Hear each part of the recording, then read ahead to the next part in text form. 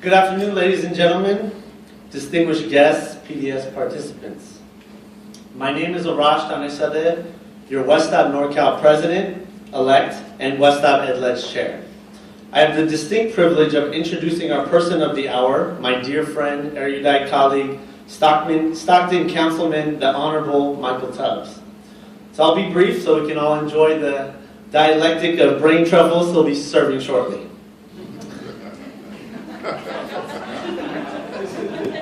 That was for you, Sam. My friends and acquaintances throughout the years bemoan the education system and the monumental task of overcoming implacable injustice. They ask if I ever get discouraged. No, I say. The urgency of doing this work supersedes the urgency of seeing results. Our next speaker understands and models this idea very well. The always venerable James Baldwin once said, "The paradox of education is precisely this, that as one begins to become conscious, one begins to examine the society in which he is being educated." I believe the vein of selfless action accurately captures the filigree passion that Michael Tubbs ascribes to in his pursuit for social equity, particularly in education, the bedrock for the exhaustive trove of community organizing exploits strewn throughout his exhaustive bio. Because being an educator with a social justice mindset is not a peripheral badge that one wears, but a way of life that one embraces. The government likes to adjure and opine that the final frontier is outer space. That's where education should be headed, is space. But they're wrong. It's inner space. Your mind is the spaceship, your thoughts are the fuel, and your consciousness is the captain. Michael understands this very well. I met Michael at Stanford University years ago when I was a fellow there, and one of the assistant directors for admission. Back when we referred to him as simply Tubbs. Together we cultivated a mentorship program that came to be institutionalized at Stanford, now known as the Phoenix Scholars Project, an academic literacy pursuit for first-generation low-income students of color who will surmount the daunting college admission process. As a side of circuitous poetry, I'm proud to reveal that I was an upper bound advisor during my undergraduate years at Michael's High School in Stockton, California.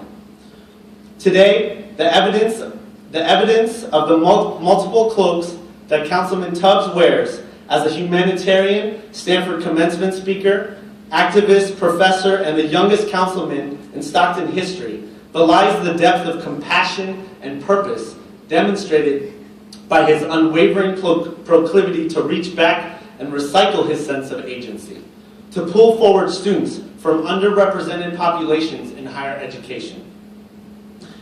With my irresistible Persian charm,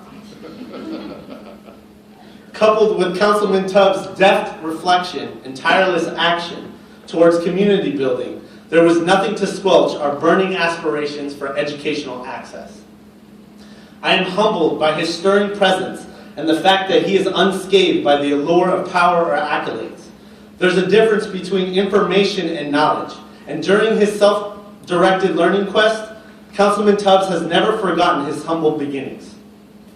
Today, as I teach young men of color as Director of Education for my own nonprofit, Hip Hop Chess Federation, or work with at-risk youth in the Mission District of San Francisco, I think about the exemplary programs promoted by leaders like Michael Tubbs.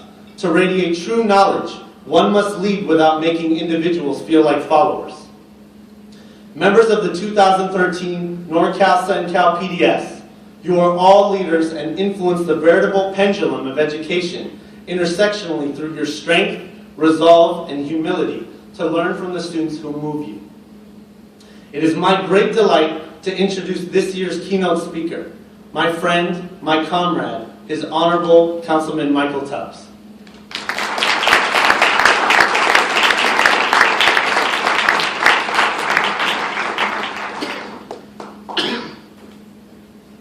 I want to welcome you because it makes you sound so tight when you get up there and people realize you're just a regular person. So thank you so much for that kind introduction, Arash. thank you all. I'm glad I made it on time because I was driving in. I saw the beach as soon as you got on the freeway. And I thought that's where we're going to be. And I'm not speaking to them. I came with the seagulls, but I'm glad I was able to make it.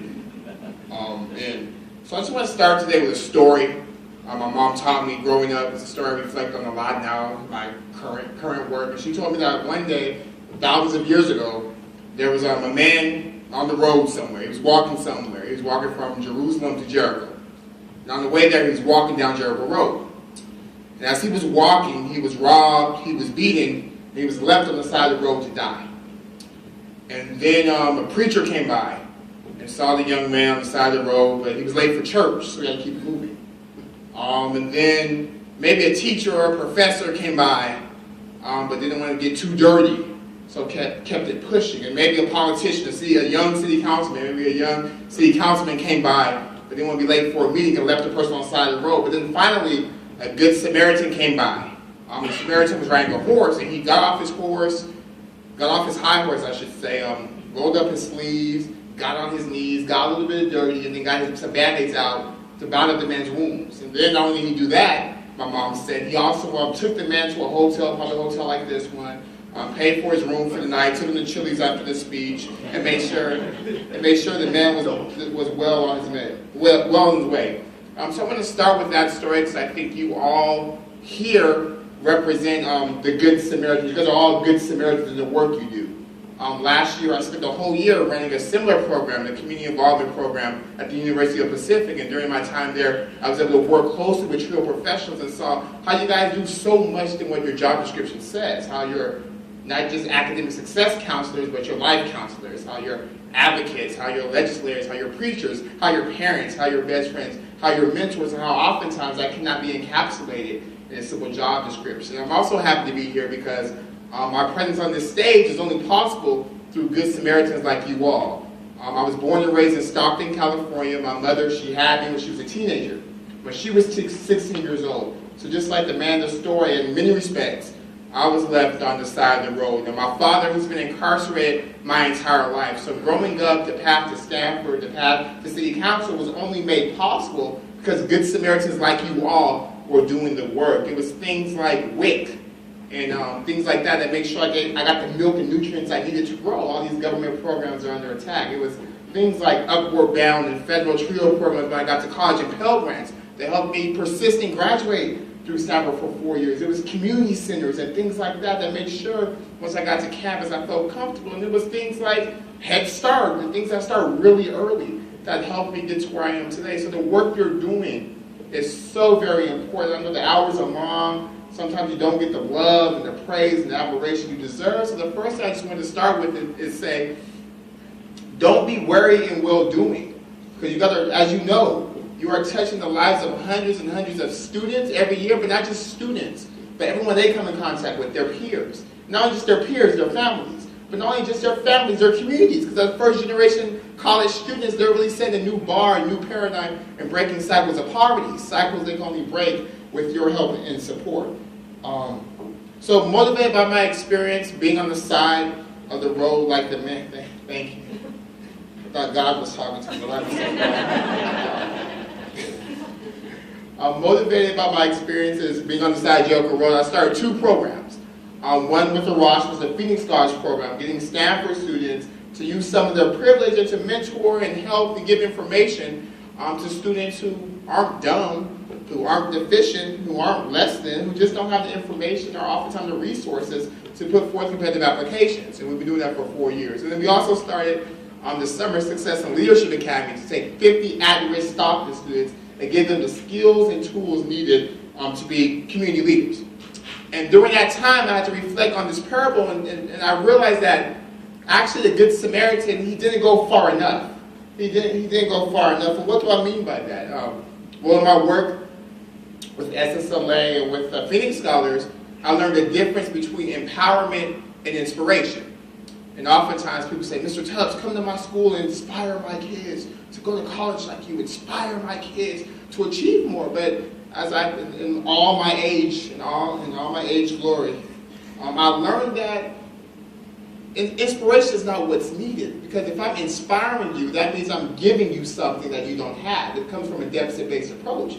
But if I'm empowering you, I'm showing you everything you have inside to go to college and be the change. So it's not playing with semantics. The difference is that I just don't think kids in poverty need to be inspired to go to college. I don't think poor people need to be inspired not to be poor. I don't think kids in my neighborhood in Stockton need to be inspired not to hear gunshots. They don't need inspiration. They need what you guys are doing. They need empowerment. They need someone to give them the tools. They need someone not to just get off the horse and bandage their wounds, but teach them how to bandage their own wounds so if they get knocked down again, they can get back up. So my beef with the Good Samaritan and what I want to spend some time talking about today was just the idea that the whole road needs to be restructured. Because for those of you that have been to Israel, you understand that the Jericho Road is structured for violence. It's in the valley. It's below sea level. It's easy to get beat up there. In Jesus' time, when he told the story, people get beat up there all the time. And the Samaritan, not saying what he did was bad, what he did was good. That's why he's a good Samaritan. But it wasn't enough, because how many of you, because I'm just thinking, as soon as that one guy helped the one guy, I'm sure there was another guy a week later that was beat up on the side of the road. I'm sure there's another student from Franklin High School in Stockton, 1 out of 500, that was able to go to Stanford. I'm sure there's always something else that needed to be done, because the Good Samaritan did not take the time to think about how do we restructure this road that is structured for violence. Recently, I was reading about Dr. Paul Farmer, who's a farmer out in Haiti, and he has this amazing idea of structural violence. He says that oftentimes when we talk about at-risk populations, we talk about how they come from violent backgrounds and violent neighborhoods, but he said that's not the problem. He said the problem is this idea of structural violence. And he said structural violence is, number one, the basic impairment, the avoidable impairment of basic human needs. He says structural violence is the avoidable impairment of basic human needs that make it so that in Stockton, California, you might be lucky if 10 kids from a public high school goes to a UC or a CSU. It's that there's the avoidable impairment of basic human needs that make it such that only 5, 10, 20 kids from my high school got into a UC last year. It's the avoidable impairment of basic human needs and the need for restructuring of the Jericho Road. There was also another theorist who talked about structural violence, and I was reading him on the way up, and he told me, he said that structural violence is anything that stops a person from reaching his full potential.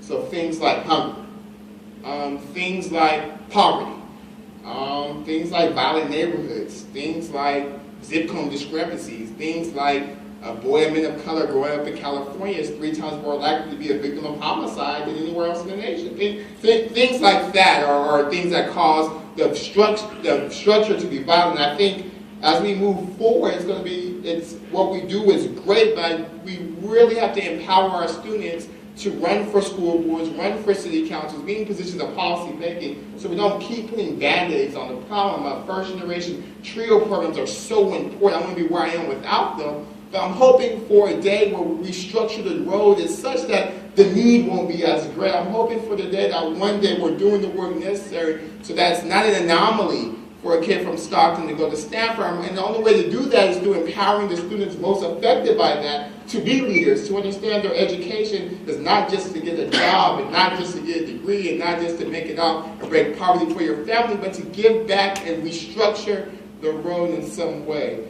I had a nice little presentation for you guys, so let me flip through some pictures. So when I was talking about my background, that's my family right there. So that's me when I was a little bit. That's my cousin Darnell. And my cousin Darnell, he was murdered 2 years ago in Stockton, and that's what really gave me the impetus to come back to Stockton, because I was on the path. I thought I was going to be a consultant at McKinsey. I was ready to make some money, and then I realized that my family back home was dying, because although I made it off of Jericho Road, there was still a lot of people left behind, because the road in Stockton had yet been restructured, and that's what caused me to go back. These are some of the kids we've worked with in the Summer Success and Leadership Academy, and even then, I still feel like we're not doing enough, because we work with 50 kids every summer, almost like a pre-TRIO program. They live on campus for a week, they take college campus, they learn about community organizing, but for those 50 kids, we had 50 kids in the program, but we had 71 homicides last year. Most of the homicide victims were these kids' age, so it still suggests that we have a lot of work to do to restructure the road. But then I always, whenever I speak, I have to quote my favorite philosopher, because I know everybody doesn't go to church, but a lot of people listen to hip-hop. So my favorite philosopher is a guy named Tupac, and Tupac has this amazing poem, I'm sure you know it, so just bear with me, called The Rose That Grew from Concrete. And it goes, Have you heard of the roads that grew from the crack of the concrete? Proving nature's laws wrong, it learned to walk without having feet. Funny it seems, but by keeping its dreams, it learned to breathe fresh air. Long live the roads that grew from the crack of the concrete when no one else cared. And again, that poem, just like that story, is so inspiring. This rose grew from concrete. Wow. This young black guy with no dad and a teenage mother made it to stand for his own city council. Wow, incredible stories. Not to belittle them at all, incredible stories. But the question remains, why are we so content with the concrete? It's only why are we so content with roses having to grow from concrete? That's not where roses grow. Roses grow in bushes. Roses grow in nice things with soil. Roses need to be pruned, need to be watered. A rose shouldn't have to grow from the cracks of the concrete. A rose shouldn't have to do, it shouldn't take all that. And the only way to change that, I really fundamentally believe that, is if we empower the students who come from the concrete to understand that this idea of exceptionalism is dangerous. The idea that you're special and you're the one and you made it so everyone else can make it, that's dangerous. The myth of meritocracy, that if you work hard enough and pull yourself up by your bootstraps and study, because sometimes people don't have boots. These ideas are dangerous if we don't teach our students the importance and the responsibility they have as one of the roads that grew from concrete, as one of the kids who were saved on Jericho Road. We don't give them the understanding that there are structural things we have to reform to make it more open for more people to enjoy this American dream. Then we're going to keep having the same conversation generation after generation after generation after generation. So I know about y'all, but I'm tired. So I'm tired, and that's what motivated me to get into politics. But I said we have to do something. Something has to be different. Let's talk about structure. We talk about agency all the time. And yes, agency is important. You have to have agency. The agency to be the change you grow from concrete. That's cool, but I just don't think it's fair that some people require more agency than others. I don't think it's fair that I had to study with gunshots at night, take the SAT on a hungry stomach, save up lunch money to buy my SAT prep books to go to Stanford, where a lot of my friends just had SAT prep classes in their high school. Not saying I'm mad, I just don't think it's fair. So I talked really fast, I hit my points too soon, I was supposed to build it up, but that's pretty much all I have to say today. So I don't know if we have time for questions and answers or anything. I know that was really short, but I think just the idea is that our kids are exceptional, they're amazing, they're wonderful, but there's thousands of kids just like them that they left back home in their communities. If we don't empower them to go back to their communities and make a difference somehow, then year after year after year we'll have the same circular conversation without any real substantive changes. So I don't know if we have time for questions and answers. Or no questions, that's cool too. I can go take some moments.